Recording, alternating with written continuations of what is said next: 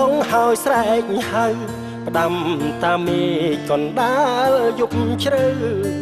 ទៅពើម្ចាស់កំពូលស្នេហ៍អូនភ្លេចស្ទឹងលុបថ្នោតដែលធ្លាប់ស្បត់ស្បែកអេតវ័យស្រី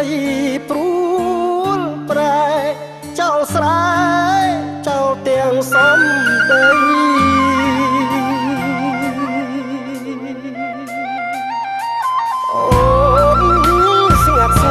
បាត់មកពីស្រែចោលប្រុសម្នាក់ដែលធ្លាប់ថ្នមថែ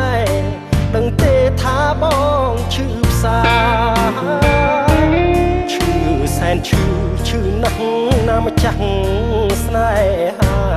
មេដងយំប្រាប់ថាម្ចាស់ចិនដាឃ្លាតបាត់ឆ្ងាយកាមអូមរីកលើភ្លឺស្រែតើអាចទេ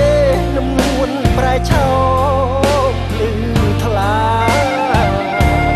បើភ្លេចបងភ្លេចចុងបងមិនហ៊ានថាសូមជីវ៉ាបើអើ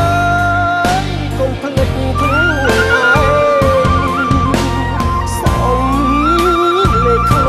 នទុនធ្ងួយធ្ងរ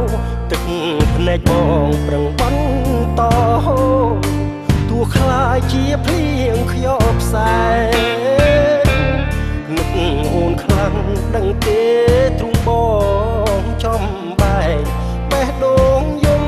ម្នាក់ឯងឈួតវងវែងអោបខ្លុយចាំស្នេហ៍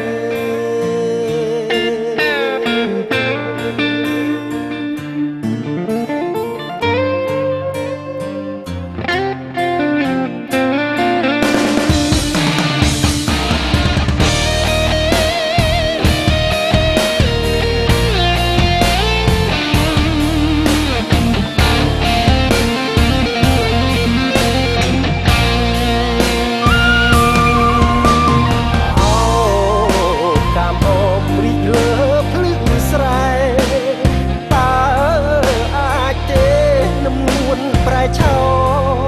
ភ្លឺថ្លាបើភ្លេចបងភ្លេចចុងបងមិនហ៊ានថាសូមជីវ៉ាបើអើកុំភ្លេចខ្លួនឯងសូមលេងខ້ອຍបនទុនធ្ងួយធ្ងរទឹកភ្នែកបងប្រឹងបន្តទោះខ្លាចជាភ្លៀងខ្យល់ផ្សែនឹកអូនខ្លាំងដឹងទេទ្រង់បងចំបែកបេះដូងយំម្នាក់ឯងឈួតវងវែង